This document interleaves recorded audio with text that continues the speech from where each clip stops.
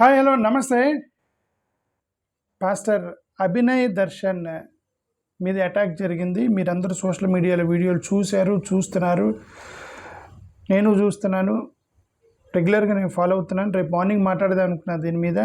So మన వాళ్ళు phone చేసి లేదు ఇప్పుడే మాట్లాడండి అన్న అన్నారు కాబట్టి నాకు మాట్లాడదాం అనిపించి ఒక నిర్ణయం తీసుకొని మాట్లాడుతున్నాను. రేపు మార్నింగ్ వరకు అసలు మొత్తం ఇన్ఫర్మేషన్ తీసుకొని మాట్లాడదాం అనుకున్నా.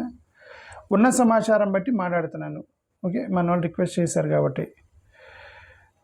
నాకు మీ అందరికి రిక్వెస్ట్ ఏంటంటే, దీన్ని రిలీజియస్ అటాక్ పొలిటికల్ అటాక్ అనేది మనకు తెలియదు కాబట్టి రిలీజియస్ యాంగిల్లో మీరు అలాంటి గొడవ చేయకండి. ఫస్ట్ ఆఫ్ ఆల్ అది నా రిక్వెస్ట్ ఏంటంటే, రిలీజియస్ యాంగిల్లో ట్రోలింగ్ చేయటం కానీ సోషల్ మీడియాలో ఫేస్బుక్లో కూడా కమ్యూనల్ కాన్ఫ్లిక్ట్ లేకుండా చూడండి.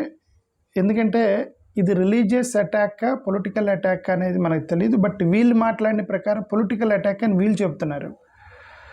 మాకు అనుమానం వచ్చి మేము పాడేరులో మనకు తెలిసిన వాళ్ళకి ఫోన్ చేస్తే వాళ్ళు కూడా చెప్పింది ఏంటంటే it looks like a political attack అన్నారు. It looks like a political attack, not religious attack అన్నారు.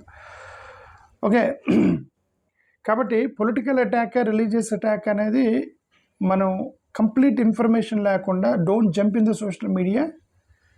మీరు వెయిట్ చేయండి. ఈలోపు మీరు అతని దగ్గరికి వెళ్ళండి. అతనికి పాలు పండ్లు పూలు, అతనికి ఏమంటారు ఏమన్నా అవసరమవుతాయో అతనికి సహాయం చేయండి. హాస్పిటల్లో ఏం కావాలి అనేది సహాయం చేయండి. ఫ్యామిలీకి అండగా ఉండండి. చాలా దారుణమైనటువంటి అటాక్ లాగా కనిపిస్తుంది. ఒక చూడటానికి చాలా దారుణమైన అటాక్ లాగా కనిపిస్తుంది. అంటే ఏమంటారు అక్కడ జరిగేటువంటి ఇన్సిడెంట్ చాలా దారుణంగా కనిపించాయి. ఆ దెబ్బలు కూడా దారుణంగా కనిపించాయి. బట్ ఈ సేఫ్ అని చెప్తున్నారు. అంతవరకు మనం మాట్లాడుతున్నాం దీని యొక్క సోషల్ మీడియాలో వచ్చిన ఇమేజ్ని బట్టి. బట్ కాకపోతే ఏంటంటే మేము కూడా ఎందుకు కొద్దిగా వేస్ట్ చేసి చూద్దాము అని అనుకుంటున్నాం. ఎందుకంటే అక్కడ 1-2 సమాధానాలు మాకు కూడా సమాధానం కావాలి. 2-3 ప్రశ్నలకు సమాధానాలు లేవు మాకు. అందుకని కరెక్ట్గా ఇది అని మేము చెప్పలేకపోతున్నాం. ఒకటి ఇది యాక్చువల్గా ఈ అటాక్ జరుగుతున్నప్పుడు ఒక వీడియో వచ్చింది. అటాక్ జరుగుతున్నప్పుడు ఈ వీడియోలో అతను ప్యాంట్ వేసుకొని నిలబడి ఉన్నాడు. జాగ్రత్తగా చూస్తే ప్యాంట్ వేసుకొని మీకు వినిపిస్తున్నా చూడండి. చూపించట్లేదు ఎందుకంటే ఇది స్ట్రైక్ లైవ్ వస్తాయి కాబట్టి, కమ్యూనిటీ గైడ్లైన్స్ వస్తాయి కాబట్టి డైరెక్ట్గా నీకు ఎలా ప్లే చేస్తున్నా దాన్ని ఆపి చూపిస్తాను.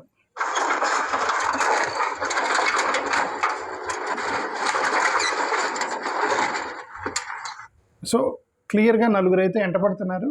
అది వెరీ క్లియర్. కారు వెంట పడుతున్నారు.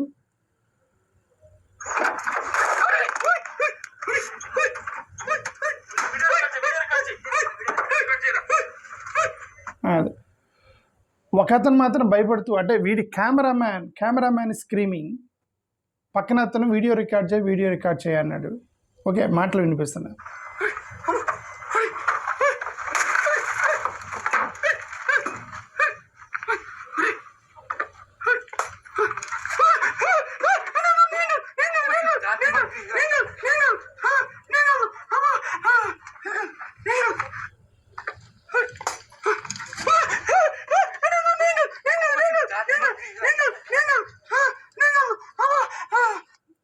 లాగేవో లేదో అన్నారు, మాకు అర్థం కాలేదు కానీ బట్ ఒక అతను మాత్రం స్క్రీమ్ చేస్తున్నాడు. అతను వాయిస్ తప్ప మిగతా వాళ్ళు ఎవరు వాయిస్ మాకు వినపడతలేదు. ఓకే,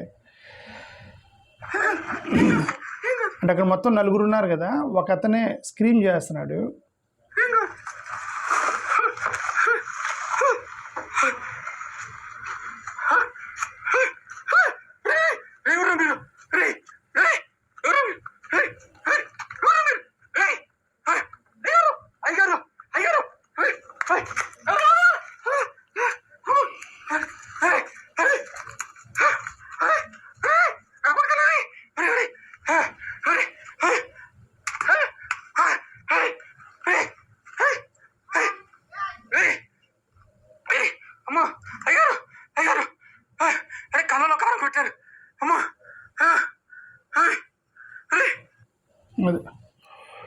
అక్కడ ఎదురు అటు వెళ్ళిపోయారు అనమాట అతన్ని.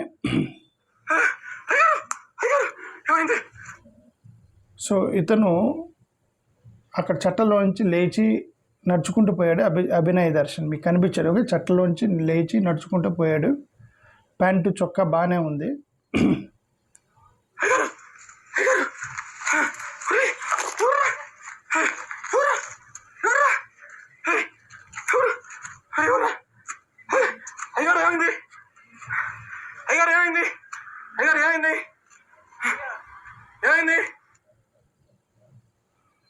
సో మీకు క్లియర్ కనిపిస్తుంది. అతను నిలబడి ఉన్నాడు. ఓకే, అభినయ్ దర్శన్ నిలబడి ఉన్నాడు. చొక్కా ప్యాంటు 2 ఉన్నాయి.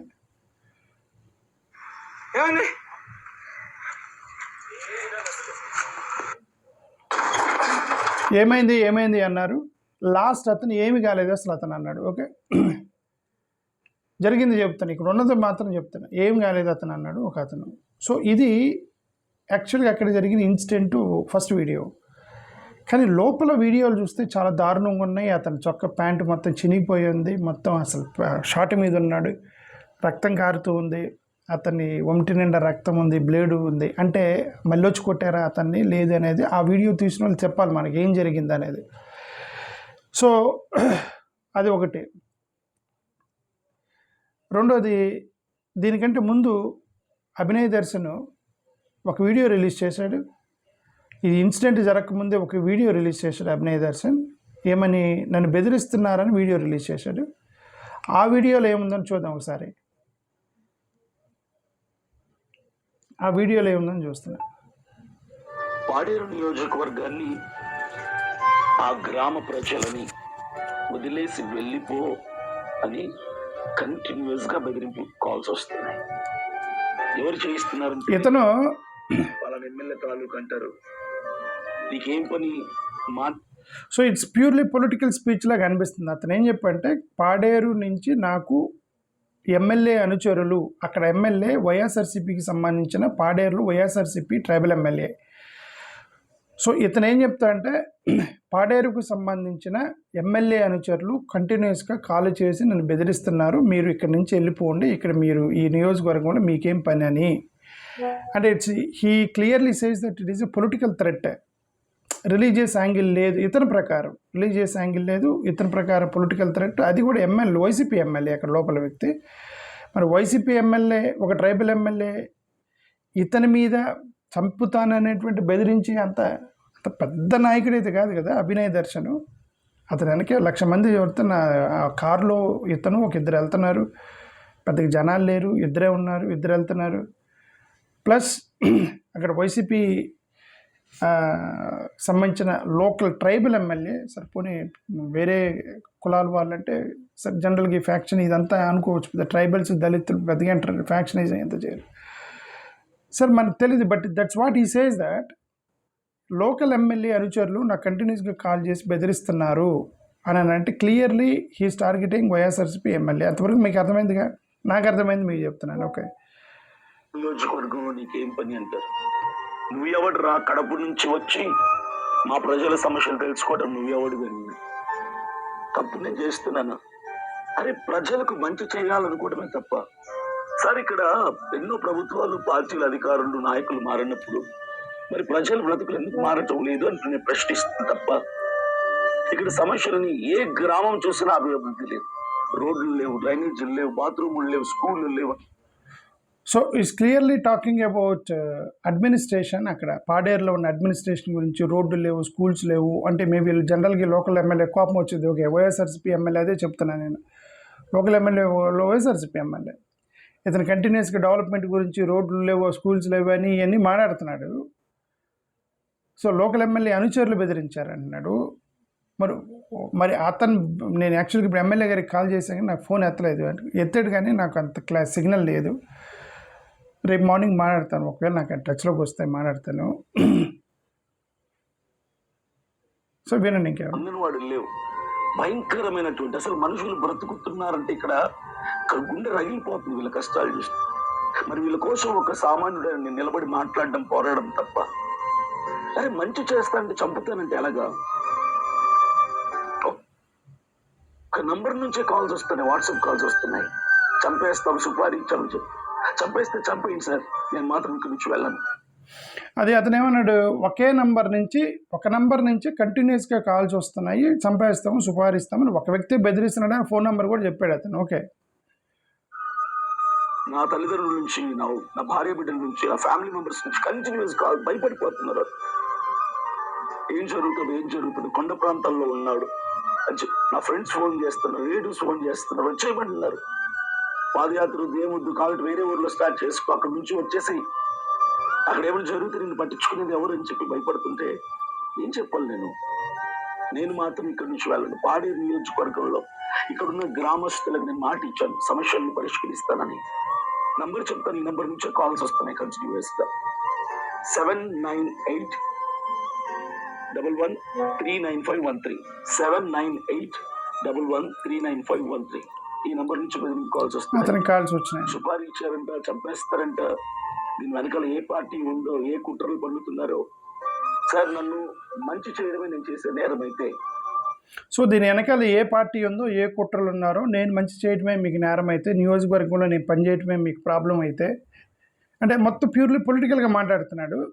సో అందుకని మీరు గొడవ చేయకండి, సోషల్ మీడియాలో ఇమ్మీడియట్గా జంప్ అవ్వకండి. రిలీజియస్ గొడవ ఏమన్నా యాంగిల్లో మీరేం చూడకండి, కొద్దిగా వెయిట్ చేయండి అని నేను క్రిస్టియన్స్కి పాస్టర్లకు రిక్వెస్ట్ చేస్తున్నాను. అది ఓకే సార్, నన్ను మంచి చేయడమే నేను చేసే నేరం అయితే నచ్చింది మీరు చేసుకోవచ్చు. నేను ఒక్క క్రైస్తవుల కోసమే కాదు, అన్యాయానికి గురవుతున్న ప్రతి పౌరుడి కోసం, గొంతు విప్పలేని ప్రతి పౌరుడి కోసం నేను పోరాడుతున్నా. ఈరోజు పాడేరు నియోజకవర్గం మీరు ఎంక్వైరీ చేసుకోండి, హైందవులు ఉన్న గ్రామాలకు వెళ్తున్నా, వాళ్ళ దగ్గర కూడా నేను సమస్యలు తెలుసుకుంటున్నా. నాకు క్రైస్తవుడు హైందవుడు అని లేదు సార్, అందరు నా వాళ్ళని.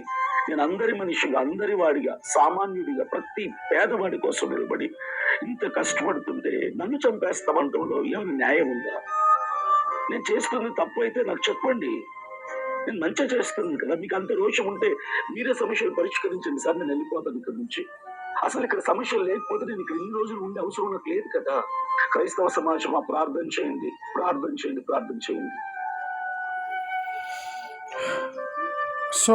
సో అది ఇతను పెట్టినటువంటి పోస్ట్. ఓకే, సో ప్యూర్గా పొలిటికల్ పోస్ట్ అని నాకు ఒకటి అర్థమైంది. వాళ్ళ చెల్లెలు వీడియో రిలీజ్ చేసింది. ఇప్పుడు ఇతనిది బిఫోర్ అటాక్ చేశాడు, బిఫోర్ అటాక్ పోస్ట్ ఇతంది. చెల్లెలు వీడియో ఒకటి వచ్చింది, ఆఫ్టర్ అటాక్ వచ్చింది. సో నేనండి మీ అభినయ్ దర్శన్ వాళ్ళ సిస్టర్ని మాట్లాడుతున్నాను.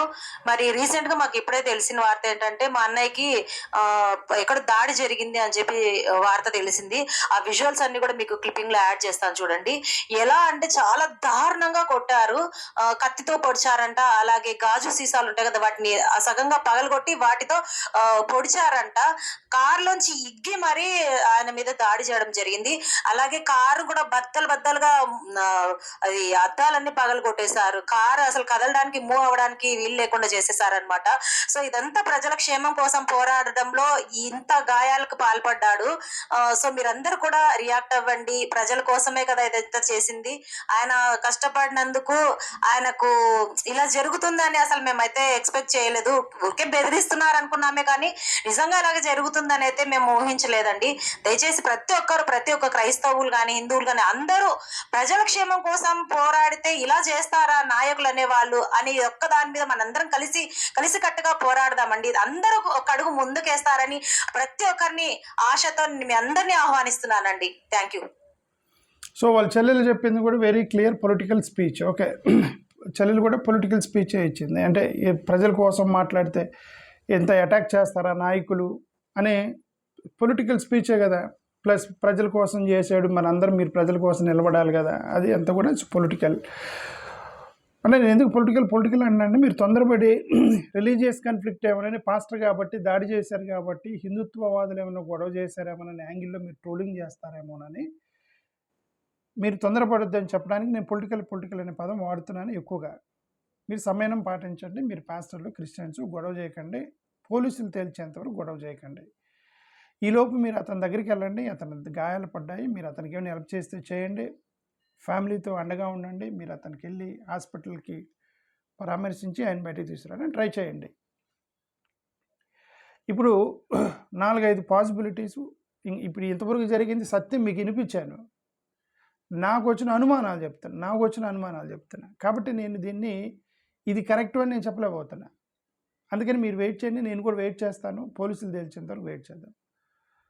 పాయింట్ 1, అది కొద్దిగా ట్రైబల్ ఏరియాలోకి వెళ్ళి ఇతను పొలిటికల్గా కట్ చేస్తున్నాడు కాబట్టి ఇతను ఆరోపించినట్టుగా ఇతని చెల్లెలు మాట్లాడిన విధంగా ప్రకారం లోకల్ ఎమ్మెల్యే ఇతన్ని నాకు పెద్ద థ్రెట్ అవుతాడేమో, ఇక్కడ ఉన్నటువంటి ట్రైబల్ ఓట్లు మొత్తం వైఎస్ఆర్సీపీ ఓట్లు మొత్తం కూడా ఇక్కడి నుంచి తీసేస్తాడని భయపడేంత పెద్ద నాయకుడని భావించి ఇతన్ని, ఎందుకంటే పెద్ద జనాలు కూడా లేరు కదా, ఒక్కరు ఇద్దరు వెళ్తున్నారు, మరి పెద్ద నాయకుడు నా ఓటు షేర్ మార్చేస్తాడు హ్యూజ్గానే నమ్మి ఇతన్ని అటాక్ చేశాడని మనం నమ్మాలి. ఒకటి ఫస్ట్ ఆఫ్ ఆల్, ఒకవేళ అది జరిగిందనుకోండి ఆ లోకల్ చిన్న కార్యకర్తలు ఏదైనా చేయొచ్చు.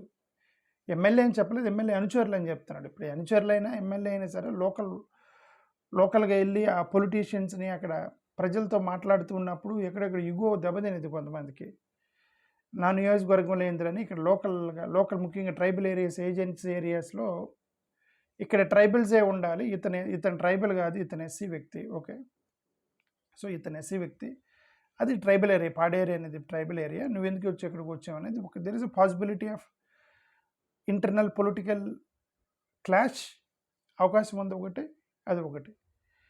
రెండోది, ఇతనికి ఫోన్ చేసిన వాళ్ళు ఎమ్మెల్యే పేరు చెప్పి వేరే వాళ్ళు అయి ఉండొచ్చు.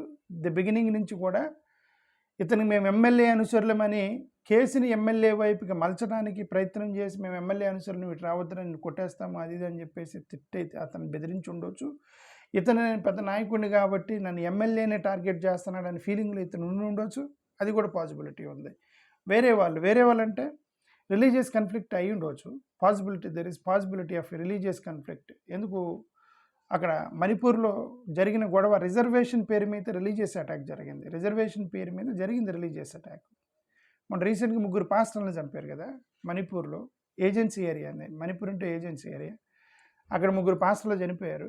అక్కడ 3 పాస్టర్లు చనిపోతే అక్కడ ఈయన సిట్హోవు, రెవరెండ్ కైగోలిన్ అండ్ పాస్టర్ పవోగిలన్ అని పేర్లు కరెక్ట్గా చదవట్లు వాళ్ళంతా వాళ్ళ ముగ్గురిని చంపేశారు. పోలీసులు ఏం తేల్చారంటే ముగ్గురు ఎందుకు చంపారు, ఎవరు చంపారని పోలీసులు తేల్చింది ఏంటంటే this conflict between Kuki versus Meitei గొడవ ఉంది కదా, గొడవ ఉంది కదా, ఆ కుకీ వర్సెస్ మేటీ గొడవలో క్లాష్ వల్ల వీళ్ళు ముగ్గురిని చంపేశారని పోలీసులు తేల్చారు. అక్కడ ముగ్గురు పాస్టర్లని చనిపోతే కుకీ వర్సెస్ మేటీ గొడవ అన్నారు. మనందరికీ తెలుసు కదా, పాస్టర్ ప్రవీణ్ చనిపోతే అతను తాగి చనిపోయాడు అన్నారు. So there is possibility of attacks in different నేమ్తో అటాక్ చేసే అవకాశం కూడా ఉంది. ఇక్కడ ఇతనికి ఎవరో ఫోన్ చేసి మరి నువ్వు ఇటు వస్తే నేను చంపేస్తాము, అక్కడ ఏజెన్సీ ఏరియాస్లో పాస్టర్లను తిడితే అటాక్ జరుగుతున్నాయి దేశవ్యాప్తంగా, సో మరి డైరెక్ట్గా చెప్పకుండా మేము ఎమ్మెల్యే అనుసరులు అని చెప్పి ఉండవచ్చు, ఒక అవకాశం ఉంది. సో ఆ అవకాశం కూడా ఉంది. సో ఎమ్మెల్యే ఇన్వాల్వ్ అయ్యాడా, ఎమ్మెల్యే పేరు చెప్పి వేరే వాళ్ళు ఇన్వాల్వ్ అయ్యారా, లేకపోతే ఇతను ఏ ఫీలింగ్లో ఉన్నాడు, ఇతను నేను నాయకుడిని అనుకున్నా వాళ్ళు నన్ను ఎమ్మెల్యేని బెదిరిస్తున్నాడని ఫీలింగ్లో ఇతను ఉన్నాడా, లేదంటే నేను పెద్ద పాడేరులో మొత్తం షేక్ చేశానని ఇతను అనుకుంటున్నాడా. ఓకే, ఒక పోస్ట్ చూసా, మీరెవరు క్రిస్టియన్స్, మీరెవరు హట్ అవ్వకండి, నేనేమి జనరల్లీ నేను ఎవరిని సస్పెక్ట్ చేయను, బట్ నాకు ఇప్పుడే మీతో మాట్లాడుతున్న పోస్ట్ వచ్చింది ఒకటే. ఈ పోస్ట్లో నేను అది చదువుతున్నా. ఇతన్ని గుడ్డిగా నమ్మొద్దు, అతని ఉండే డ్రామాలు చాలాసార్లు డ్రామాలు ఆడాడు తప్ప గాయం కనబడటం లేదు, అతను చాలాసార్లు చేశాడు, ఇదంతా ప్రజల అటెన్షన్ తన వైపుకి తిప్పుకోవడానికి కోసం కేవలం ఇది చేస్తున్నాడని చెప్పి ఒక క్రిస్టియన్ నాయకుడు పోస్ట్ చేసిన పోస్టు సోషల్ మీడియాలో. దాని కింద ఇమ్మీడియట్గా ఇంకొక అతన్ని ఖండిస్తూ, ఎవరు క్రిస్టియన్ నాయకుడిని ఖండిస్తూ ఇతను పెట్టిన పోస్టు. ఫ్యూచర్లో నువ్వు కూడా పాస్టర్వే కదా, నీ ఫ్యూచర్లో నీకు ఇలా జరిగితే నువ్వు ఇలానే మాట్లాడతావా, గుడ్డిగా నమ్మొద్దు అంటావా, అతను ఆ విధంగా దెబ్బలు పడి తగిలితే అతన్ని మీరు అంత అవమానిస్తారా అని పాస్టర్లు సోషల్ మీడియాలో కొట్టుకున్నారు. ఇవన్నీ చూసి నేను కన్ఫ్యూజన్లో ఉన్నా. I'm fully confused with this attack. Is it political attack, ఒక angle possibility, is it religious attack, దేశవ్యాప్తంగా జరుగుతున్న ఏజెన్సీ ఏరియాలో జరుగుతున్న అటాక్లను బట్టి చూస్తే there is possibility religious attack చేసి రిలీజన్ మీదకి రాకుండా వేరే వాటికి నెడుతున్నారు. అది 100% జరుగుతుంది దేశవ్యాప్తంగా. ఆ పాసిబిలిటీ ఈజ్ దేర్. లేదు ఇప్పుడు ఇతను చెప్పినట్టుగా ఏమంటారు సెల్ఫ్ అటాక్ విత్ ప్లాన్ అని వీళ్ళు చెప్పినట్టుగా ఈ మూడు తేల్చాలంటే ఒకటే, నేను గవర్నమెంట్ని ఒకటే అడుగుతున్నాను. హోమ్ మినిస్టర్ వంగలపూడి అనిత గారిని అడుగుతున్నాను. వంగలపూడి అనిత గారు, వీళ్ళు కేసు పెట్టినా పెట్టకపోయినా, వైసీపీ వాళ్ళు కేసు పెట్టినా, ఇప్పుడు వైసీపీ వాళ్ళు కేసు పెట్టాలి. ఎందుకంటే డైరెక్ట్గా అతను ఎమ్మెల్యేని రిఫర్ చేస్తున్నాడు. వైసీపీ ఎమ్మెల్యే అక్కడ. వైసీపీ వాళ్ళు వెళ్ళి కేసు పెట్టి దీన్ని తేల్చన్నా, లేదంటే మీకు చెడ్డపేరు వచ్చేసింది వైఎస్ఆర్సీపీకి. వైసీపీ ఇతను కేసు పెట్టినప్పుడు మీరు వెళ్ళి కేసు పెట్టాలి. మీరు వెళ్ళి కేసు పెట్టి అసలు అది తేల్చండి, లేదంటే మా ఎమ్మెల్యే మీద వేస్తున్నాడని చెప్పి మీరు చెప్పాలి వైసీపీ వాళ్ళు. ఏమంటే ఈ పాస్టర్ మీద దాడి జరిగితే మా మీదకే మమ్మల్ని అనుమానిస్తారని చెప్పి హిందుత్వవాదులు మీరు కూడా సీరియస్గా తీసుకొని, లేదంటే మీ మీద వచ్చేది హిందుత్వవాదుల మీద. పాస్టర్ మీద అటాక్ చేస్తే మా మీద వస్తున్నారని హిందుత్వ సహోదరులు మీరు కూడా వెళ్ళి పోలీస్ స్టేషన్లో కేసు పెట్టండి. ఎవరో ఒకరు పోలీస్ స్టేషన్లో కేసు పెట్టండి. లేదు ఎవరో పెట్టకపోతే సుమోటోగా కేసు తీసుకోండి. గవర్నమెంట్కి, చంద్రబాబు నాయుడు గారికి, లోకేష్ గారికి, హోమ్ మినిస్టర్ గారికి మేము చెప్పేది ఏంటంటే, ఈ కేసుని సీరియస్గా తీసుకొని ఎవరు కొట్టారు, ఎందుకు కొట్టారు, అతనికి ఎవరు ఫోన్ చేసి అటాక్ చేశారు, ఇది మొత్తం మీరు తేల్చి మీరు మాకు పబ్లిక్కి చెప్పాలి. ఈ కేసుని మీరు చిన్న కేసుగా చూడొద్దు. ఎందుకంటే దీని వెనక ఒక పెద్ద, ఎందుకంటే అతను ఒక పాస్టరు. బహుశా మీకు తెలియకపోవచ్చేమో, సోషల్ మీడియాలో, వాట్సాప్ గ్రూపుల్లో, క్రిస్టియన్ కమ్యూనిటీ వాట్సాప్ గ్రూపుల్లో ఒక 10 నిమిషాల్లో విపరీతంగా తిరిగింది అది.